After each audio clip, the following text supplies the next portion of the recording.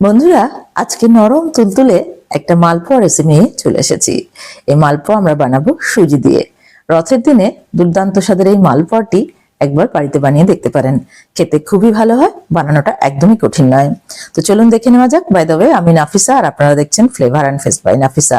চ্যানেলের নতুন বন্ধুগুলো রিকোয়েস্ট করবো চ্যানেলটাকে সাবস্ক্রাইব করে পাশে থাকা নোটিফিকেশন বেলটাতে ক্লিক করে দেবেন, যাতে পরবর্তী ভিডিওর আপডেটগুলো পেয়ে যেতে পারেন।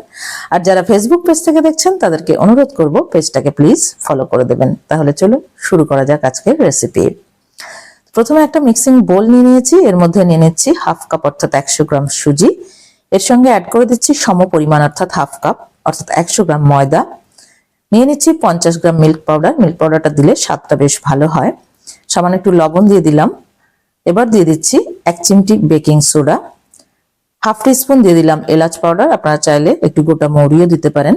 দিয়ে দিচ্ছি 1 টেবিল স্পুন গুঁড়ো চিনি, নর্মাল চিনিটাও ব্যবহার করা যাবে। চিনি প্রথমে অল্প দিলাম, কারণ আমরা মালপোয়াগুলোকে চিনি শিরাতে আবার সোক করব। দিয়ে দিলাম 1 টেবিল স্পুন আমন্ড কুচি, তবে এটা অপশনাল, খাওয়ার সময় মুখে পড়লে বেশ ভালো লাগবে।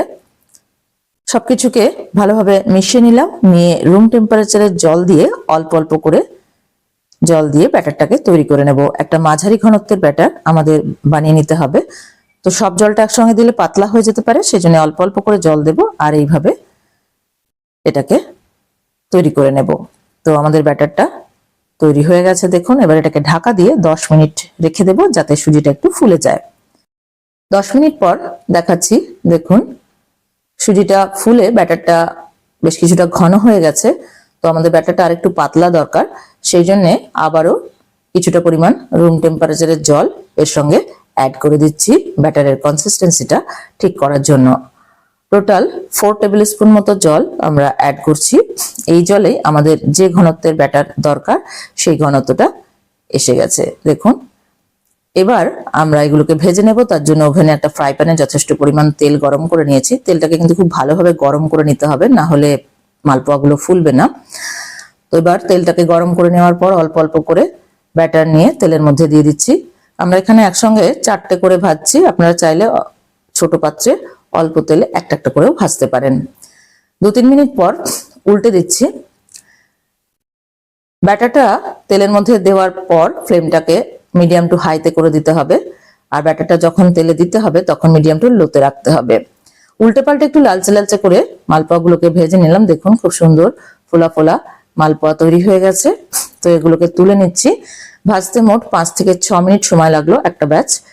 সেকেন্ড ব্যাচে একই রকম ভাবে বাকি ব্যাটার দিয়ে মালপোয়াগুলোকে এভাবে বানিয়ে নিচ্ছি। এরপর আমরা চিনি শিরাটাকে বানিয়ে নেব। তার জন্য একটা কড়াইতে নিয়ে নিলাম 3/4 কাপ পরিমাণ চিনি আর সম পরিমাণ দিয়ে দিলাম জল, অর্থাৎ 3/4 কাপই জল দিয়ে দিলাম।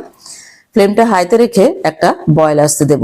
চিনিটা মেল্ট হয়ে একটা বয়েল চলে এসেছে। তারপর দিয়ে দিচ্ছি একটা ফাটানো এলাচ আর স্যাফরনের কয়েকটা স্ট্র্যান্ড, এতে বেশ সুন্দর হালকা হলুদ একটা কালার আসবে। এবার 2-3 মিনিট এটাকে মিডিয়াম ফ্লেমে রেখে কুক করে নিতে হবে। 2-3 মিনিট পর আমাদের মালপোয়াগুলোকে এই শিরার মধ্যে দিয়ে দিচ্ছি। 2-3 মিনিট ফোটানোর পর শিরাটা একটু ঘন হয়ে যাবে আর একটু চটচটে হয়ে যাবে সামান্য। তো মালপোয়াগুলোকে দিয়ে 10 থেকে 15 মিনিট রেখে দিলাম। আর মালপোয়াগুলো দেওয়ার সঙ্গে সঙ্গে কিন্তু ফ্লেমটাকে অফ করে দিতে হবে। এবার 15 মিনিট পর একবার করে উল্টে দিচ্ছি। উল্টে দিয়ে আবারও 10 মিনিট এইভাবে চিনি শিরার মধ্যে এগুলোকে রেখে দেব, যাতে শিরাটাকে ভালোভাবে সোক করে নিতে পারে। তারপর ঠান্ডা বা গরম সার্ভ করে দিচ্ছি। এইভাবে একবার বাড়িতে বানিয়ে দেখতে পারেন, খেতে কিন্তু খুবই ভালো হয়। একটু আমন্ড কুচি দিয়ে গার্নিশ করে দিচ্ছি, তবে এটা অপশনাল, দেখতে ভালো লাগবে বলে তাই দিচ্ছি। তারপর একটা কেটে দেখিয়ে দিচ্ছি, দেখুন কিরকম নরম তুলতুলে তৈরি হয়েছে মালপোয়াটা। তো এইভাবে বাড়িতে একবার বানিয়ে দেখুন, কেমন হলো কমেন্টের মাধ্যমে জানাতে কিন্তু ভুলবেন না। আজকে ভিডিও ভালো লেগে থাকলে প্লিজ একটা লাইক করবেন, ফ্রেন্ডস আর রিলেটিভদের মধ্যে অনেক অনেক শেয়ার করবেন আর চ্যানেলটাকে সাবস্ক্রাইব করে আমাদের পাশে থাকবেন। যারা ফেসবুক পেজ থেকে দেখছেন তাদেরকে অনুরোধ করব পেজটাকে প্লিজ ফলো করে দেবেন। Thank you so much for watching. By.